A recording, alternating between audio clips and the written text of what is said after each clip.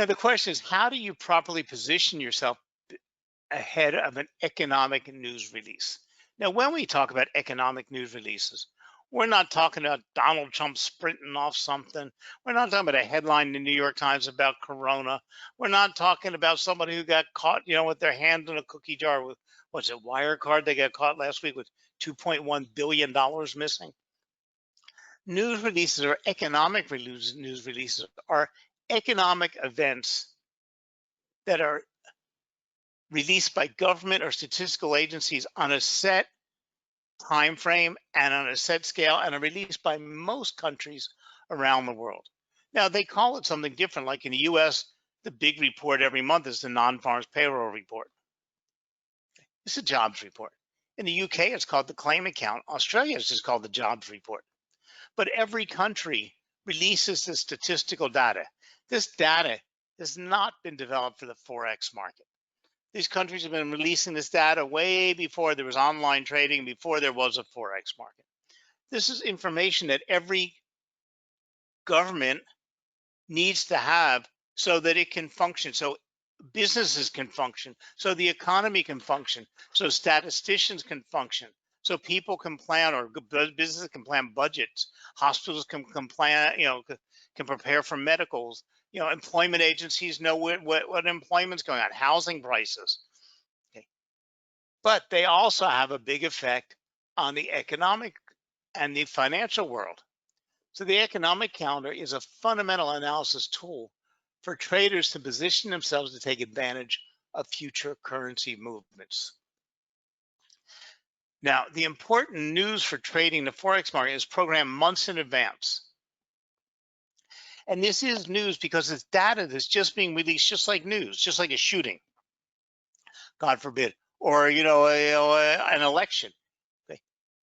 Some are headlines, others are economic events. So please don't get news of economic events mixed up with trading the news, like I said, like trading an election or a Brexit vote. Trading the economics count is trading on the release of economics data. So traders will know that a meeting of the European Central Bank to discuss policy is scheduled on such and such a date. We can see every schedule right now for the ECB or for the Reserve Bank of Australia or for the Federal Reserve in the US schedule for the next year or two. We know exactly when these events are going to happen.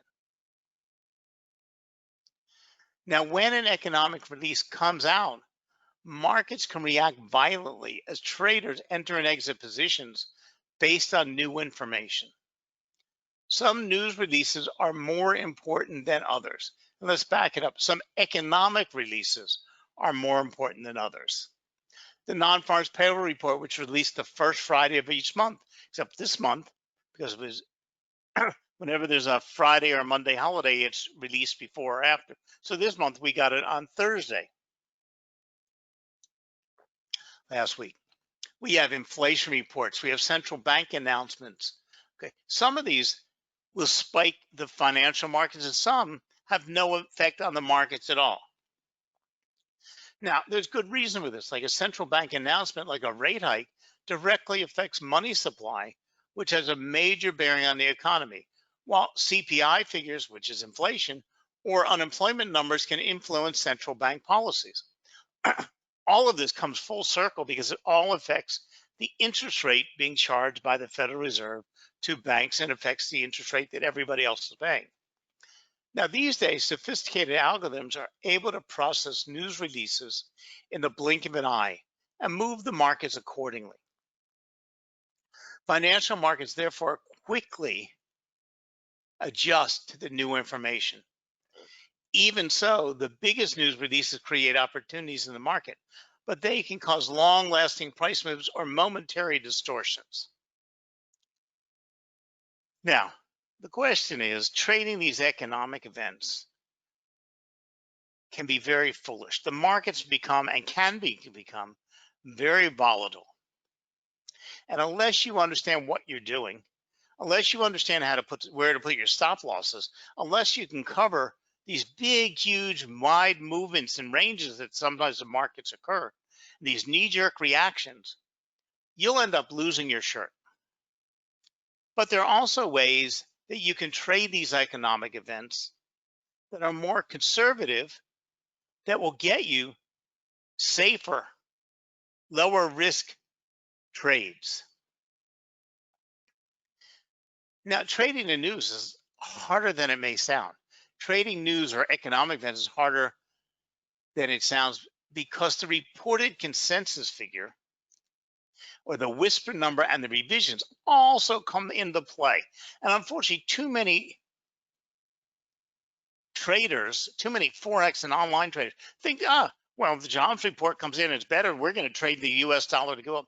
There are so many pieces of the puzzle that you have to understand this data and how long it lasts. So first, I'm going to explain to you, actually, let's go look at an economics calendar before I tell you a story. Okay, so now we're looking at the economics calendar from investing.com. Okay, economics calendars are really available all over the place. They are not super secret weapons. Everybody has the same information and the same data because these are released through data feeds directly into these calendars, into the markets. Okay. The governments don't pre-predict what the numbers will be. Governments release straight stuff, even statistical agencies. And because the numbers being released are straight statistics, they're not some analyst interpretation. They are numeric values. So calendars may all look slightly different depending on the brand, but they all contain the same data because, like I said, it comes in data feeds. And these data feeds allow you to have creation of colors, background layouts, but not the data. So most calendars will start out on the left with the time. Okay. Most calendars will allow you to set the time to your local home time zone. But it's very important to know when this report is being released in your home time zone so that you don't mess up your trading because you think, it's been released at 8:30 in the US and that's 1 o'clock my time. And you really forgot that, we moved to BST time and so it's really 12 o'clock my time. Okay. So you always want to make sure your calendar's set to your time. Now, the next column will be the currency and the country involved. This used to be a little bit more important only because until we had the euro representing most of the eurozone, and we had the Swiss franc and the Italian lira and the Spanish ruble, the Spanish peso. There were many different currencies affected. Today we have a lot less because of most of those countries are using the euro now. We come over here next to a column that's called impact, importance, volatility, tier level. It all depends on what the brand wants to call it. On investing.com, they use stars. And down here, they call it volatility. And up here, they call it importance level because somebody messed up. All economics data comes in 4 different levels. Okay. Most speeches, meetings, not central bank meetings, but most meetings like the G20 summit, are a 0, say hypothetical, or no stars, because they have no effect or no predictable effect on the markets, because they're not actually economic events. They're events, but they're not economic data being released. From there, we go to 3 different tiers: tier 1, tier 2, and tier 3. Tier 3 or tier level 1, which is actually a number 3 or 3 asterisk, are the most important data being released in the markets. It can cause volatility in the markets. Level 2 is data that is usually part of a larger report or data that doesn't really affects the markets, but doesn't cause an overall market effect. And level 1 data doesn't really have any tradable effect. Because remember, like I said, all this data, statistical data, is put together not for the financial markets, and so the report could be critically important to your industry because you're an employment agency dealing in, say, hiring nurses. And if the piece of data comes out showing that there's a big, increase in the use of hospitals, this data is important, but it's not going to affect the value of the dollar. Whereas a report saying housing prices or housing starts have gone way up, that's going to have an effect on the dollar. It's going to have an effect on all the overall markets, not just the Forex market. Because if the housing starts have gone up, means the economy is doing well. It means that places like Home Depot and home supply stores, their business should be going up because when they're building new houses, people are moving in, they're fixing up their rooms, they're fixing up their old house for sale. So therefore, people are buying lots of building supplies. Construction companies building more, but also the price of copper goes up because most houses use copper for plumbing still today, and so it increases demand for copper. So these reports have a far-reaching effect.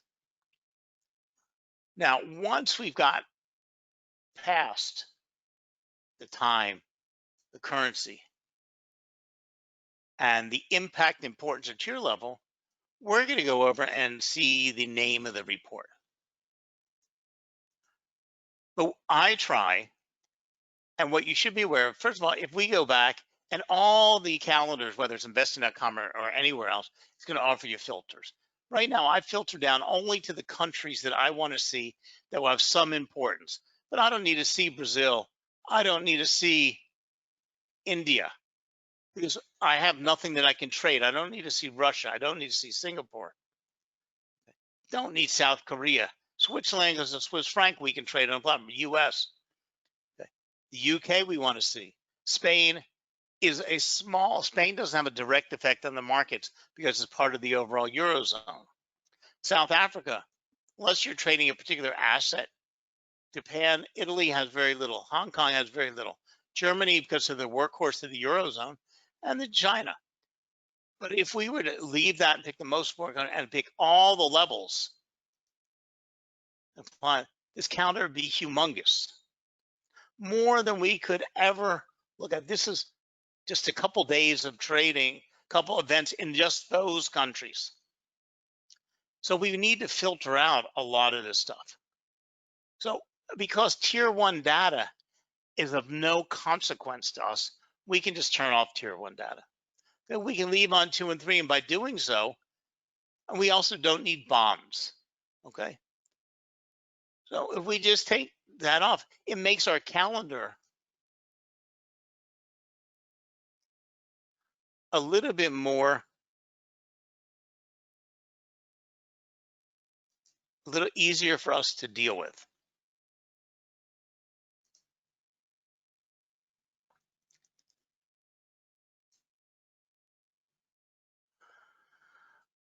Okay, so now we have filtered off our calendar. For the class, we're gonna go down because I don't need all this stuff on my screen for you guys. We've only left on here the important data, level 3. Now this data does not necessarily shake up the markets at all. It's just when it does, and we're going to talk about that in a second, when it comes out, it can cause turbulence in the market or open trading opportunities. So we're going to jump over to the middle column here, which is events. Now, all of these events are repeated weekly, bi-weekly, monthly, annually, whatever the cycle they're on. They come up over and over again. Now, PMI is Purchasing Managers Index. Every country releases PMI. You have construction PMI, you have manufacturing PMI, lots of PMIs. Okay. It's important data. Now, we can see this is the report out of the UK, affects the pound and its control. Now, you're not going to know off the bat what this is. So if you click on any calendar, will have you a line. It's going to tell you the Chartered Institute of Purchasing and Supply Construction Purchasing Managers Index measures the level of activity of purchasing in the construction industry. A reading above 50, a PMI above 50 means the construction industry is doing well. A number below 50 means it's contracting. Above 50 means expansion. Below 50 means contraction. Okay. And but if you're at 51 and go to 52, that's a positive. If you were at 52 and came back to 51, you're still in expansion. So it's not such a horrible negative, but it's still a negative. Now, the fact is, this data and the calendar and the event is on this calendar weeks ahead of time. You can learn it, you can research it, you can study it. It's one of the few things in the finance markets and online trading that actually is at a scheduled time. So that helps you right away off the bat. Now we're going to jump from here over to the right-hand side.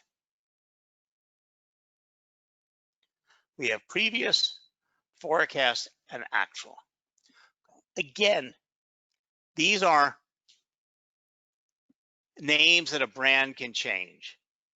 So some brands call the forecast the consensus. Okay. This is the only column that is left up to some discretion. Not the name of it. It's because the US government doesn't predict what the jobs report's going to be. It is or it isn't this number. But we have reporting agencies. Like, so you'll read in CNN or in Bloomberg, Bloomberg surveyed 1,000 of its economists, and they expect the jobs report to be 147.5. CNN might say they spoke to 500 purchasing managers, and they're expecting the PMI report to be a 50.1. Because this is just a forecast. It's a survey, it's a poll. Now, the amazing part is two things happen. First, we have the previous. The previous is the number the last time this report came out. The forecast is what the markets are expecting. So the previous, we always know because it was whatever the last time this data was released. So PMI is released each month. So last month when it was released, it was at 28.9. The forecast for this report was expected at 47.4. We're going to ignore the 55.3 right now. So we're going to come back here in a minute, but I'm going to tell you a story now. And this is a story I tell all the time. And it's called the story of your kids and their report cards. Because if you think of an economic event as a report card on the economy, it's just like your kids' grades. Now, you're sitting down to Sunday dinner with your kids, and you say to your son, well, hey, kiddo, report cards are coming on Wednesday. How do you think you did? Now, your son is fairly honest. He's a dependable kid. He doesn't get in trouble. He plays football and soccer. He's fairly amicable. You don't have much trouble with him. So, you ask him and you're going to trust what he answers you. So he says, well, Mom and Dad, if you remember right, last semester, I brought you home 4 C's and 4 C pluses. They said, yep, we remember. Well, what was that? On the economic event, that's the previous. Now he says, well, I really worked hard this semester. I think I did a little bit better. I think I'll bring you home mostly C pluses and maybe a B or 2. You all smile at each other. You're happy because he's doing better. And C pluses and B's are, puts him above average in his class. But you as good parents give him the lecture about, less time on social media, less Facebook time, less soccer time, more studying. If he wants to get in university, he's got to pull those grades up higher. But you're not mad or upset, nor are you doing any market evaluation. You didn't call the teachers to see how he was doing. You didn't call your neighbors to see how their kids were doing. You didn't go see if the Board of Education changed grading results or anything else. So this is this forecast. So it's the same thing we get on the economics counter.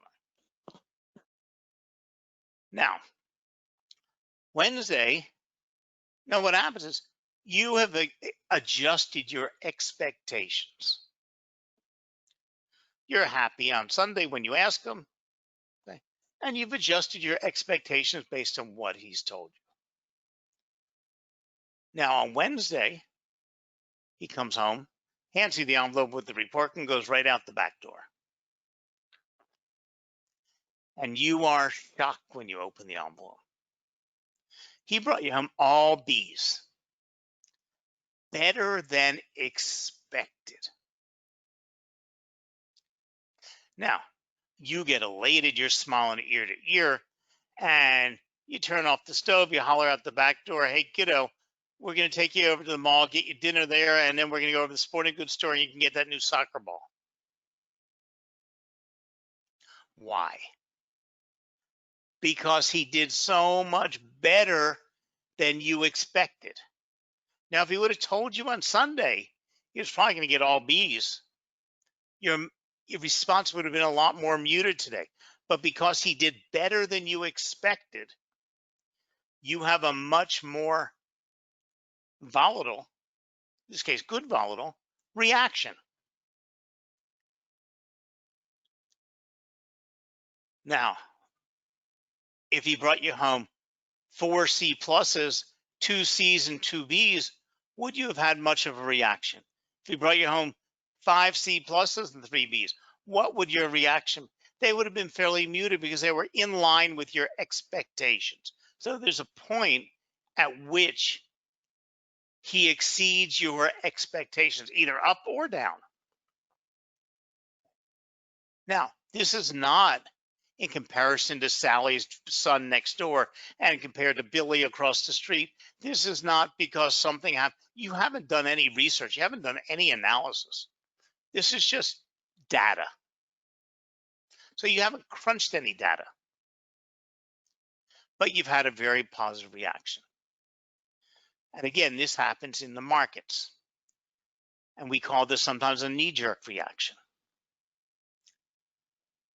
Now, all of a sudden, the soccer ball comes in the picture window, shattered, the glass is shattered all over the living room, and you're furious. You holler at the back door, get in here and clean up the mess, and call the handyman. And there goes McDonald's, and there goes the soccer ball. And this is exactly what happens in the market. Another competing piece of data, another opposite report, another comment by Donald Trump, another event that's got no relationship to this event can mute or kill the markets. So you have to be aware of not just this event, but what else is on the calendar and what else is going on that could cause these things. Now, at some point, we need to be able to decide what we want to call market neutral, market positive, and market negative. What is market neutral? Market neutral, let's go back to my economics calendar.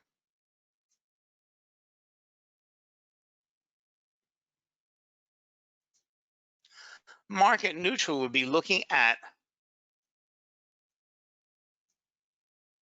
the forecast and saying, okay, and we do this by doing research, not guessing at A's, B's, and C's. We go back and we can look up here and see, we can go back and look over the last year and see where this report has. Now we know above 50s is expansion, below 50s contraction. We also know moving up numbers is a good thing, moving down numbers is a bad thing. We can look at the overall reports for the last month, the month. Now, we know April, May, and June, March, April, May, and June were absolutely terrible, but we know exactly the reason why they were terrible. This was the height of Corona, the first wave of Corona, and all the lockdowns. So we have to take that into effect, but we have to understand that we're also getting past this and somewhere back on the way to normalcy. Now, before Corona, we could see the UK was staying about 50%. They were just coming back from Brexit. They were finally getting back to where their economy was getting on the good side. But at the same point, we know construction PMI is never so good during the winter because the UK gets cold. Construction doesn't necessarily go on during very, very cold months. and you can have very inclement weather. So we want to go back and look at historic data. We want to go back and look at articles. We want to go look at analysis. But if we were to go back and look over a 2-year period, okay, we can actually go back and see how it moves over each quarter and each type of the month. We see that it's been staying somewhere around the upper 40s to the low 50s.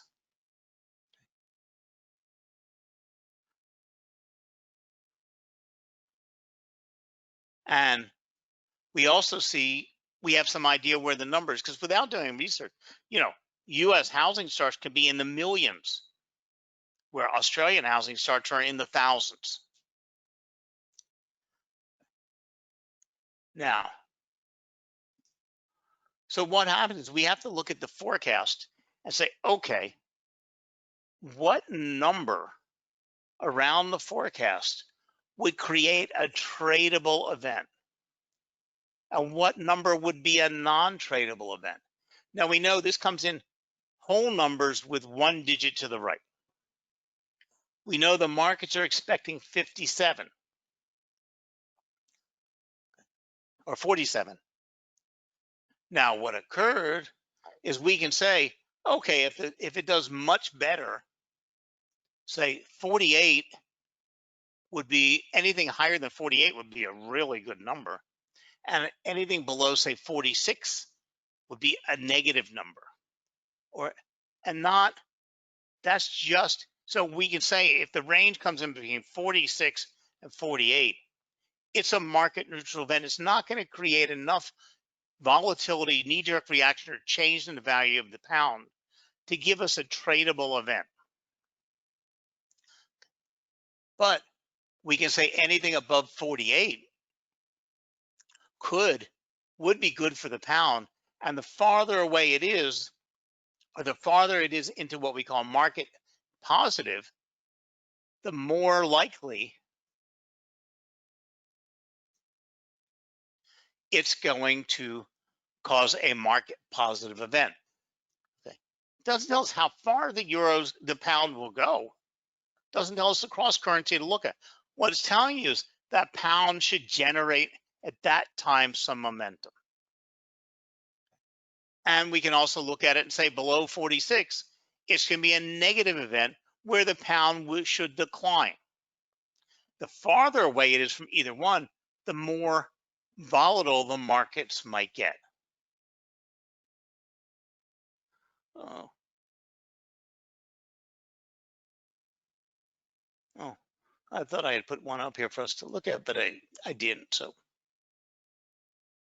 So let's go back over to the economics calendar again.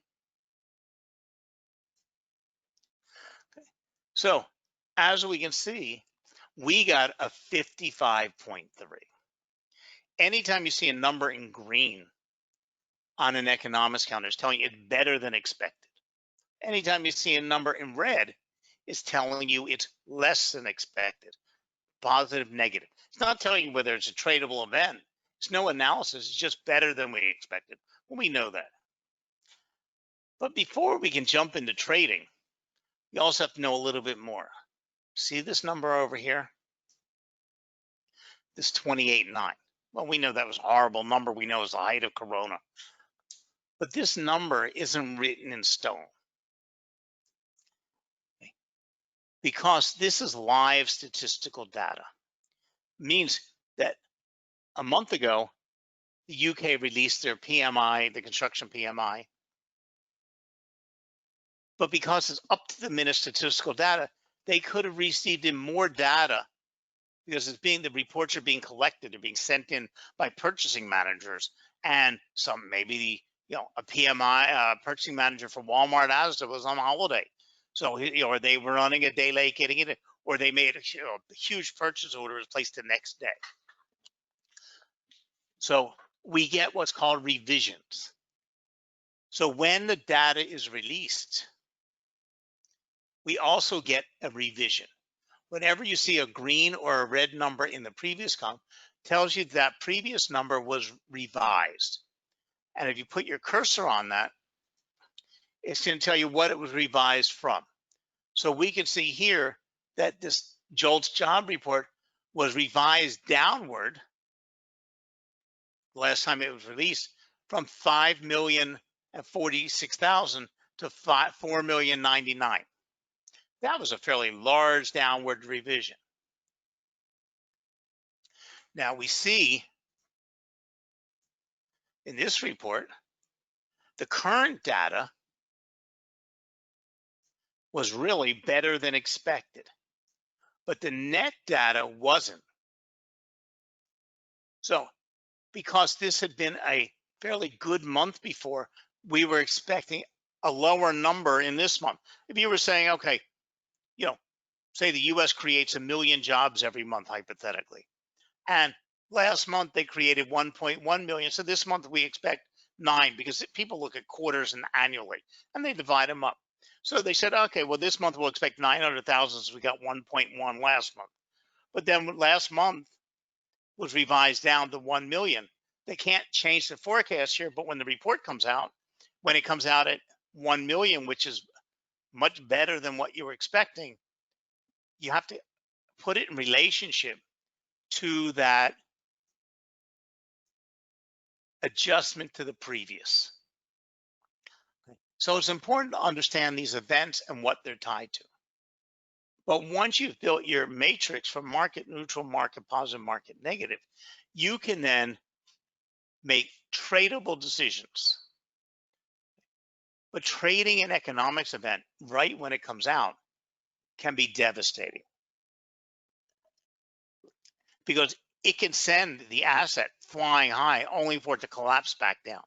It can create so much volatility bouncing up and down that you have no idea where to put your stop loss, and you just get stopped out in the swings of the marketplace. But there are other ways that you can trade events. You can wait for an hour afterwards. You can look for the markets, and traders will start taking position ahead of an event. Okay, if they're expecting the event to be better than expected, there's other pieces of analysis that you can, like for instance, if you're looking at the U.S. housing reports, there are many pieces of previous data you can put together. Okay. Or let's say all important U.S. jobs report. We're expecting a big jump in the jobs report, but we have the ADP report that's released before. We have manufacturing employment that's released a week or so before. You have weekly unemployment. If you go through and analyze all that, you can say, well, you know what? The non-farm payrolls report's not going to be as good as they expect, because manufacturing employment, because manufacturing was down and the manufacturing employment was way down. And so traders will then start taking position ahead of the market releases. Okay. So for instance, we might see gold start edging up because the traders think the non-farm payroll report will be bad. Now, if gold starts edging up before the event, the night before and moving into that event, which is released at 8:30 in the morning, it's not going to switch direction between now and the event. It will continue where it's moving or stay flat. If you can see a specific direction, you can pretty well take a trade in that direction to be out of the market before that report is released, because you want to just take advantage of them positioning themselves.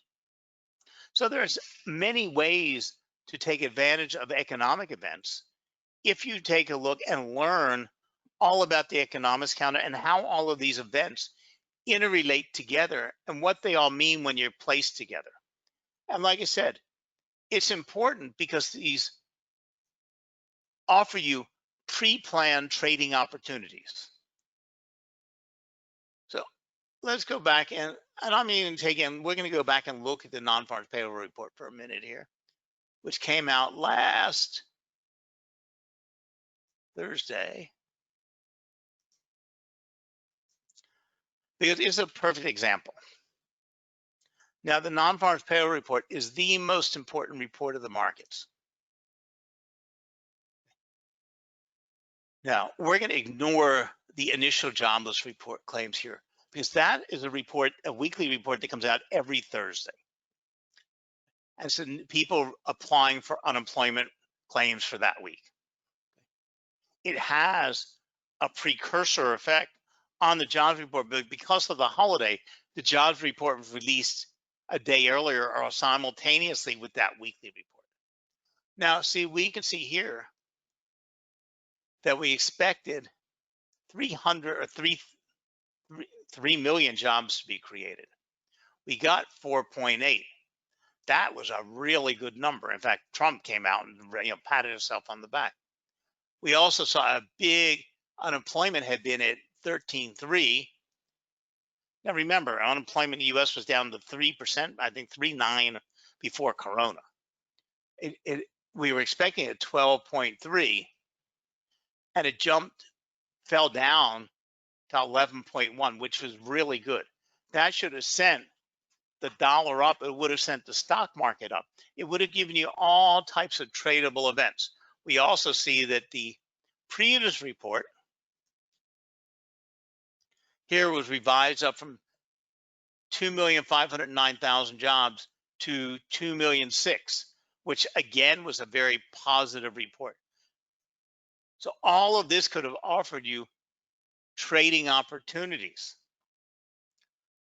if you knew and prepared for these ahead. Now, granted, we are in a time of mega uncertainty because of the corona and its effect on the economy. But none of this would have changed what you could have expected for the market reaction based on market positive, market neutral market. Where the long-term effect and where the dollar would have ended up 6 hours later the next day would be a different story. But the market knee-jerk reaction would have happened there. Then on Friday, another super important report is U.S. retail sales. This would have created a tradable opportunity because when the dollar is pushed up, the euro goes down, and we can actually see it on the live charts as these events come out and happen. Let's see. Sometimes it's hard to match up reports and old reports with. But let's see if we can get this back.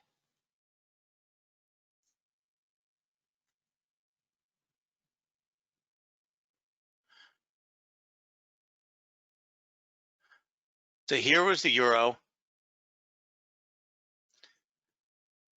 And look at where the euro fell to. So the dollar gained all of that momentum after that report.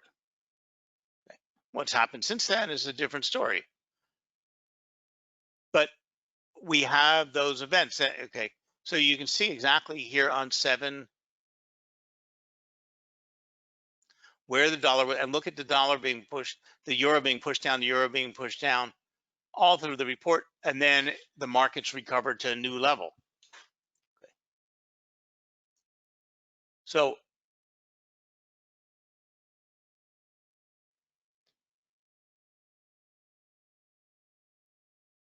you can actually see these events directly on your calendar and see how they affect the market. So we go over and look at gold.